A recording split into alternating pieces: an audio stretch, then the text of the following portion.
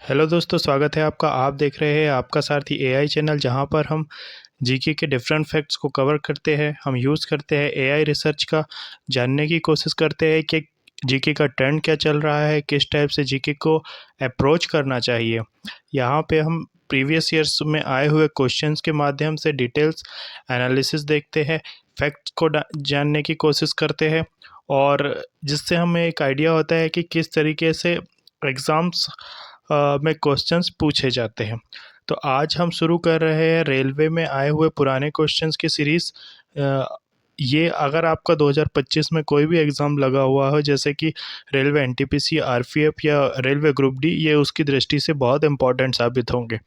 तो अगर आपका कोई भी एग्ज़ाम के लिए जाने वाले हैं तो चैनल को पहले सब्सक्राइब कर लीजिएगा, ताकि ये जो डिटेल्ड और रिफाइंड कंटेंट है ये आपको रेगुलरली मिलता रहे।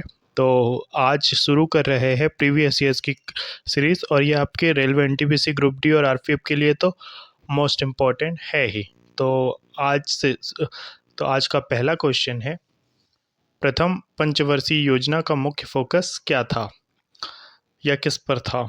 तो देखिए, जब भारत की पहली चुनी हुई सरकार 1951 में फ्रेम हुई, तो तब तत्कालीन प्रधानमंत्री जवाहरलाल नेहरू द्वारा योजना आयोग का गठन किया गया था, और उस योजना आयोग ने प्रथम पंचवर्षीय योजना जारी की थी, जिसका कार्यकाल 51 से 56 तक का था। ठीक है, तो इस समय में इसका मुख्य फोकस जो था ये कृषि पर था। ठीक है, उस समय भारत का फोकस था कि प्रति व्यक्ति आय को थोड़ा बढ़ाया जाए, उसके लिए कृषि और सिंचाई, क्योंकि आज भी देश के बहुत बड़े हिस्से में कृषि की जाती है, तो उस पर ही फोकस थी प्रथम पंचवर्षीय योजना। ठीक है दोस्तों, तो आपको ये याद रखना है, और पंचवर्षीय योजनाओं से रिलेटेड क्वेश्चंस अक्सर पूछे जाते हैं, तो इसे ध्यान रखिएगा। अगला है, नीति आयोग द्वारा महिला परिवर्तन भारत पुरस्कार किस वर्ष शुरू किए गए थे।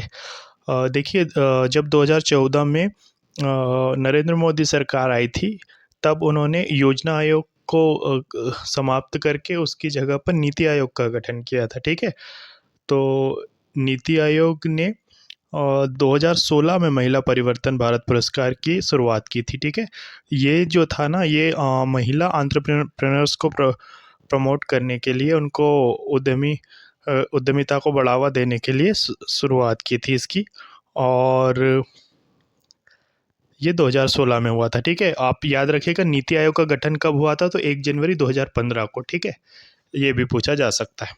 अगला है, भारत ने पहली बार किस वर्ष में ओलंपिक खेलों में भाग लिया था।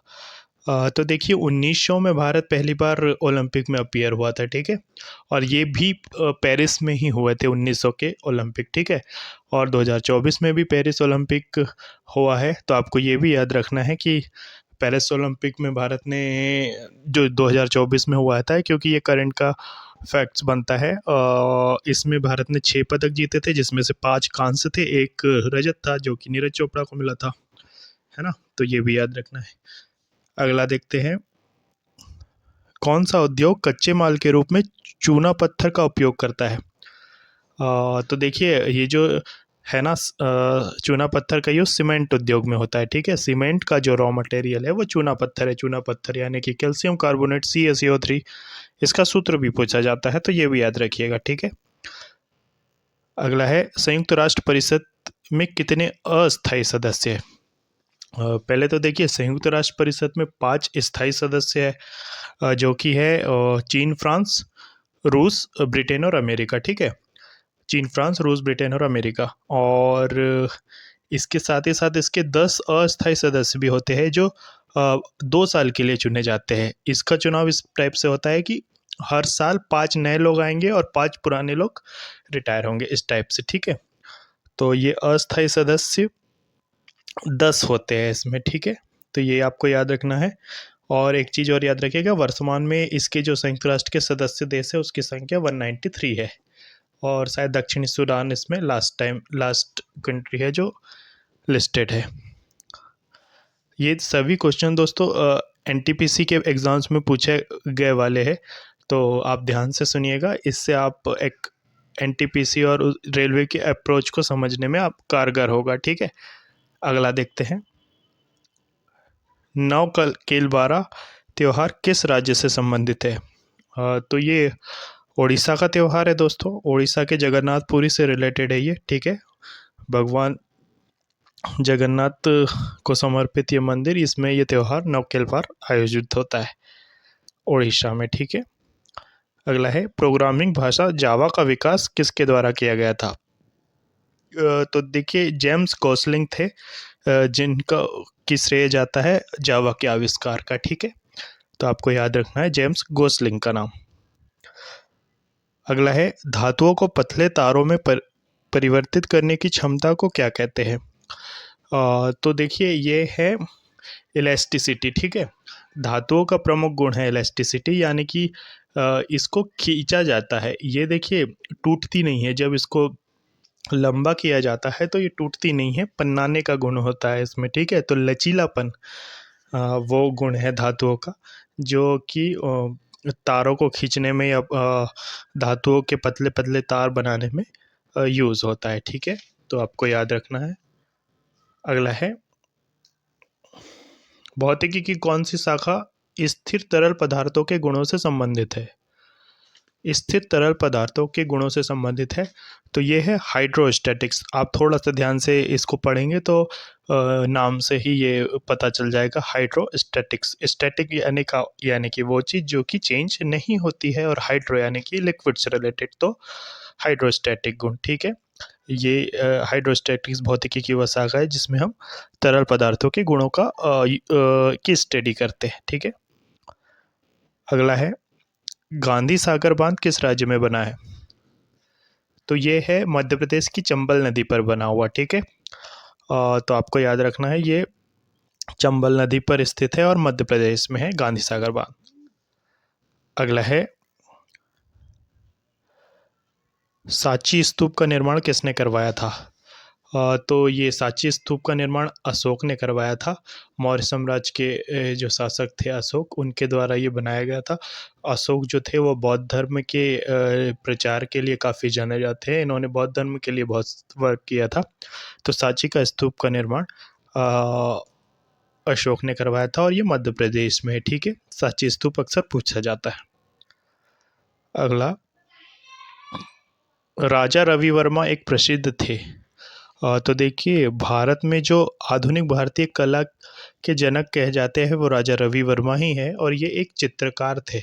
इन्होंने भारत के जितने भी जो वेद या महाकाव्य वगैरह हुए हैं ना, तो उनका एक चित्रण बहुत ही अच्छे से किया है, ठीक है। तो आप राजा रवि वर्मा को उनकी चित्रकारिता के लिए याद रखेंगे, ठीक है। ये चित्रकार थे। अगला, अंग्रेजों ने अंततः 1857 के विद्रोह को कब दबा दिया था? देखिए, ये हुआ था 1859 तक, ठीक है। 1857 में जब ये क्रांति उभरी थी, तब तक के भारत में ईस्ट इंडिया कंपनी का शासन हुआ करता था, ठीक है। लेकिन जिस तरीके से ये एकदम बड़े व्यापक पैमाने पे लड़ा गया विद्रोह या लड़ाई थी, तो इसको दबाने के लिए ब्रिटिश सरकार ने काफ़ी चेंजेस किए थे। उन्होंने कंपनी रूल को ख़त्म कर दिया था, और भारत में नए वायसराय अपॉइंट किए थे। वायसराय को एक्स्ट्रा पावर दी गई थी, और इस क्रांति को दबाने के लिए ब्रिटिश से पैनल भी भिजवाया था, जिसके तहत 1859 में इसको पूरी तरीके से दबा दिया गया था, ठीक है। तो आपको याद रखिएगा 1859 को। अगला है, भारत का पहला उच्च न्यायालय कहाँ में स्थापित किया गया था? तो देखिए, ब्रिटिश काल में कोलकाता एक काफ़ी मतलब सबसे ज़्यादा जहाँ पर ब्रिटिश सरकार का फोकस हुआ करता था वो कोलकाता ही था, ठीक है। आज हो सकता है आप थोड़ा सा सोचें कि कोलकाता क्यों हट गया है लीग से, या एक साइड हुआ लगता है, पर ब्रिटिश काल में कोलकाता की बहुत उपयोगिता थी, ठीक है। तो ये कोलकाता में स्थापित हुआ था, और 1862 में, ठीक है। 1861 के अधिनियम के तहत 1861 में भारत में पहला उच्च न्यायालय कोलकाता को बनाया गया था, और इसके बाद बॉम्बे और मद्रास, ये दो उच्च न्यायालय बनाए गए थे। ठीक है, अगला है, कहा जाता है कि भारत का पहला राष्ट्रीय ध्वज 1906 में फहराया गया था, कहाँ? ये देखिए, ये भी कोलकाता में था। भीकाजी कामा को श्रेय जाता है इसका, जिन्होंने 1906 में 1906 में पहली बार राष्ट्रीय ध्वज को फहराया था।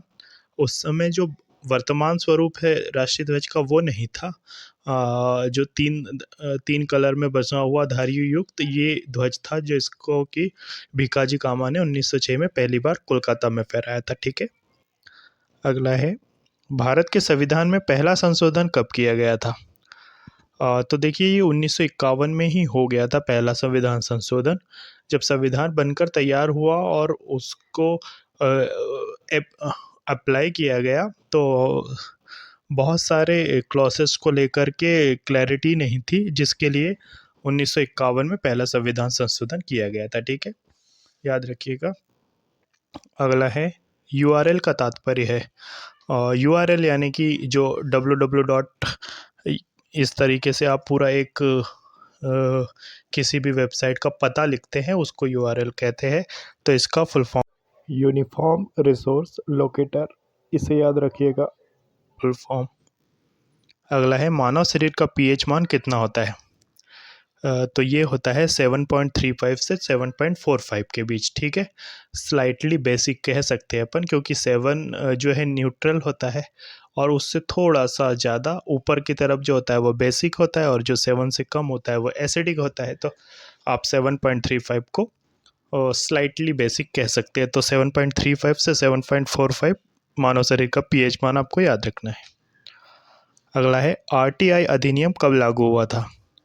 देखिए, ये अक्टूबर 2005 में हुआ था। ठीक है, आपको डेट भी याद रखना है, ये 12 अक्टूबर 2005 को हुआ था। ठीक है, डेट भी पूछी जा सकती है जिस तरीके से इसके ऑप्शन फ्रेम किए गए हैं, तो आप याद रखिएगा 12 अक्टूबर 2005 को। आरटीआई मतलब राइट टू इन्फॉर्मेशन। इसके तहत सरकार की जवाबदेही, सरकार या किसी भी निकाय की जवाबदारी तय की गई है, यानी कि आपको किसी भी निकाय से संबंधित किसी भी सूचना को अगर प्राप्त करना हो तो आप आरटीआई कानून 2005 के माध्यम से आरटीआई लगा सकते हैं और इन्फॉर्मेशन ले सकते हैं। अगला है, सरदार सरोवर बांध किस नदी पर बनाया गया है? तो ये नर्मदा नदी पर है, गुजरात में बना हुआ एक बांध है, जो कि गुजरात में है। ठीक है, नर्मदा नदी पर, याद रखिएगा। अगला, हेपेटाइटिस ए का कारण क्या है? तो हेपेटाइटिस ए वायरस से होता है दोस्तों, आपको याद रखना है। ये वायरस जनित रोग है, जो जैसे चेचक होता है, खसरा होता है, या कोविड-19 होता है, डेंगू, एड्स, ये इस टाइप के रोग है जो वायरस की वजह से होते हैं, जिसमें से हेपेटाइटिस ए भी वायरस के कारण होता है। ठीक है, आपको याद रखना है। अगला है, गोदावरी नदी कहाँ से निकलती है? तो ये नासिक महाराष्ट्र से निकलती है और ये पड़ती है ब्रह्मगिरी पहाड़ियाँ। ठीक है, आपको याद रखना है, ऑप्शन में जो भी है ब्रह्मगिरी पहाड़ियाँ से ये निकलती है। गोदावरी नदी को दक्षिणी गंगा या प्रायद्वीपीय गंगा के नाम से भी जाना जाता है। ये एक तो सबसे लंबी नदी भारत की गंगा है, जिसकी लंबाई 2525 यानी कि 2525 किलोमीटर है। ठीक है, उसके बाद जो सबसे ज़्यादा लंबाई है वो गोदावरी नदी की ही है, जो लगभग 1465 1465 है। ठीक है, आपको याद रखना है 1465 किलोमीटर। ये दूसरी सबसे बड़ी नदी है भारत की, जो कि ब्रह्मगिरी पहाड़ी से निकलती है। नेक्स्ट देखते हैं, मानव शरीर में कौन सा अंग पित्त रस का उत्पादन करता है? तो पित्त रस निकलता है लीवर से। ठीक है, आपको कंफ्यूज नहीं होना है, यकृत, लीवर या जिगर एक ही चीज़ है, तो ये जिगर से होता है। ठीक है, जो कि हिपेटोसाइट्स जो कोशिकाएं होती है, हिपेटोसाइट्स, उससे इसका सेक्रीजन होता है और फिर ये जाकर के पित्ताशय में जमा होता है। ठीक है, इसका कलर येलोविश होता है, इसलिए इसको पित्तरस कहते हैं। ठीक है, तो आपको याद रखना है लीवर। ठीक है, अगला, सुकन्या समृद्धि योजना किसने शुरू की थी? नरेंद्र मोदी, एच डी देवेगौड़ा, अटल। तो देखिए ये जो नरेंद्र मोदी सरकार थी, इनके द्वारा शुरू की गई योजना थी सुकन्या समृद्धि योजना। नरेंद्र मोदी सरकार बनी थी 2014 से, तो 2000 जनवरी 2015 से इसकी लॉन्चिंग हुई थी सुकन्या समृद्धि योजना की, ठीक है। तो याद रखिएगा, ये सुकन्या समृद्धि की योजना नरेंद्र मोदी द्वारा जनवरी 2015 में शुरू की गई थी। अगला, पोखरण परमाणु परीक्षण 2 का कोड नाम क्या था? देखिए भारत ने परमाणु परीक्षण किया था 1998 में दूसरी बार। पहली बार किया था 1974 में, दूसरी बार किया था 1998 में, ठीक है। तो उस समय इसका कोड हुआ था ऑपरेशन शक्ति, ठीक है। ऑपरेशन शक्ति के अकॉर्डिंग भारत ने 5 परमाणु बम का विस्फोट किया था पोखरण में, जो कि शक्ति 1, शक्ति 2, शक्ति 3, शक्ति 4, शक्ति 5 इस टाइप से थे। तो इसका जो कोड था वो ऑपरेशन शक्ति था, ठीक है दोस्तों, आपको याद रखना है। और जो 1974 में हुआ था ना फर्स्ट परमाणु परीक्षण, उसका कोड था स्माइलिंग बुद्धा, है ना, ये भी पूछा जा सकता है, तो आप इसको भी नोट करके रखिएगा। तो देखिए दोस्तों, ये थे कुछ क्वेश्चन जो कि रेलवे में पूछे गए प्रीवियस ईयर्स में। तो इसमें आपने एक चीज़ नोटिस की होगी दोस्तों कि स्टैटिक जीके का बहुत बड़ा पोर्शन है इसमें। तो इसी के साथ साथ हम इन्हीं चीज़ों को देखते हुए स्टैटिक जीके की सीरीज भी चला रहे हैं चैनल पे। अगर आपने वो नहीं देखी है अब तक के, तो उससे भी प्लीज़ देखते रहिएगा। और जीके एक ऐसी चीज़ है जिसको आपको कंटिन्यू रिवाइज करना होता है, ताकि आपके माइंड में किसी भी तरह का कन्फ्यूज़न क्रिएट ना हो जब आप एग्ज़ाम्स में जाए। तो इसी तरह के और क्वेश्चंस और फैक्ट्स के लिए चैनल के साथ जुड़ जाइएगा। ये सीरीज़ कंटिन्यू रहेगी टिल द एग्ज़ाम डेट। आपका पहले आरपीएफ एग्ज़ाम होना है, उसके बाद एनटीपीसी होना है, उसके बाद रेलवे ग्रुप डी होना है। आप जिस भी एग्ज़ाम में अपीयर होंगे उसके लिए ये बहुत बेनिफिशियल होने वाला है। तो प्लीज़ चैनल के साथ जुड़ जाइएगा। पसंद आए तो लाइक्स कर लीजिएगा और शेयर कर दीजिएगा। और आपको किसी चीज़ की नीड हो तो आप कमेंट भी कर सकते हैं, ठीक है। तो मिलते हैं जल्दी नेक्स्ट